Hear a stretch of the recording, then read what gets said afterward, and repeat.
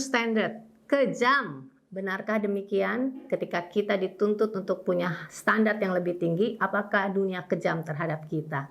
Tadi barusan kita sudah nonton cuplikan Gaby Hartanto, anak saya ketika dia berusia 14 tahun, dia memulai karir modelingnya di Jakarta. Anak saya tuh cungkring banget, kurus banget. Nah, ketika umur 16 tahun, dia harus berangkat college ke Amerika. Di sana 1,5 tahun, dia full time student, tidak ada modeling. Saya minta dia fokus pada sekolah, dia naik 10 kilo. Bayangkan setelah naik 10 kilo, dengan tinggi 178, Gaby tetap masuk dalam kategori tidak overweight. Berarti dulu betapa kurusnya dia. Lalu setelah college selesai 1,5 tahun, dia masuk university, pindah ke tempat nggak jauh dari LA. Dia bilang, "Mom, I wanna do modeling part time dan sambil sekolah." I said, "Sure," karena dia juga lulus di college dengan honor, berarti dia bisa prove herself serious in school, jadi boleh sambil part time modeling di LA.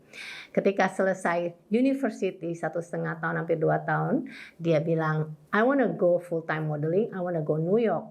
Tahu gak agensinya bilang apa sama Gaby? "Kamu mau ke New York, kamu harus kurus lagi dan mengecilkan size pinggangmu 1 size lebih kecil." Wow, Gaby yang sudah tinggi langsing kurus di demand untuk lebih kurus lagi. Kejamkah itu? Tidak, karena Gaby demand untuk go to higher stage, higher dunia modeling, kota yang lebih besar di New York, pasti standar dan tuntutannya pun lebih tinggi. Sama dalam hidup, ada yang disebut KPI, ya, Key Performance Index. Di dalam pekerjaan profesional kita dituntut juga untuk up to standard. Apakah kualitas kerja kita sudah mencapai KPI? Ada juga yang disebut ISO. ISO itu adalah sertifikat yang dikeluarkan untuk suatu produk atau suatu badan usaha yang dianggap sudah memenuhi standar dan bisa go internasional. Dimana kalau saya sebut ini adalah ada harga, ada barang. Di dalam dunia ini kalau kita mau lebih bagus, lebih cantik, lebih ganteng, lebih tinggi, lebih sehat, lebih bahagia, lebih sukses, lebih kaya, dan lebih segala-galanya, juga pasti tuntutannya lebih, standarnya lebih. It's called a fair game. Game yang fair. Anda mau sesuatu lebih, Anda juga harus bayar harganya lebih.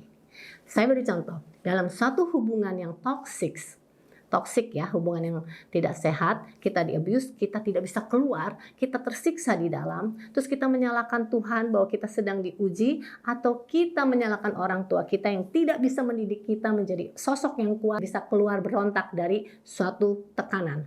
Tidak, ketika Anda sudah dewasa, Anda sudah melihat sekeliling Anda dengan banyak contoh hidup, Anda harus menyalahkan diri Anda sendiri, slap yourself, tampar diri Anda sendiri, bangun dan melek bahwa ya, gue harus keluar dari keadaan ini, gue harus berani, gue harus punya nyali, gue harus kuat, gue harus bisa. Jadi ketika kita dalam suatu keadaan yang tidak baik, keadaan yang mungkin tidak ekonomi baik juga, mungkin kita sudah bosan yang namanya miskin, kita bertanya pada diri kita, apakah kita sudah lebih rajin, lebih mau belajar, lebih meningkatkan kualitas diri.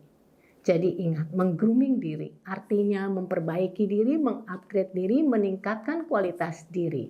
Apakah Anda siap meng-grooming diri Anda? Indonesia, ayo grooming. Kata kuncinya adalah di like. Kalau kamu nonton konten ini dan kamu suka, jangan lupa dipencet tombol like-nya. Atau bisa subscribe pastinya. Jangan lupa juga kasih komen. Kalau like, apalagi yang satu ini, jangan lupa di-share. Kenapa demikian? Karena YouTube Guru Grooming Indonesia adalah sebuah yayasan di mana keuntungan dari YouTube ini kami gunakan untuk 2 hal. Pertama, untuk membiayai anak-anak yang ingin sekolah tapi tidak punya dana. Yang kedua, membiayai guru-guru yang hidupnya kekurangan.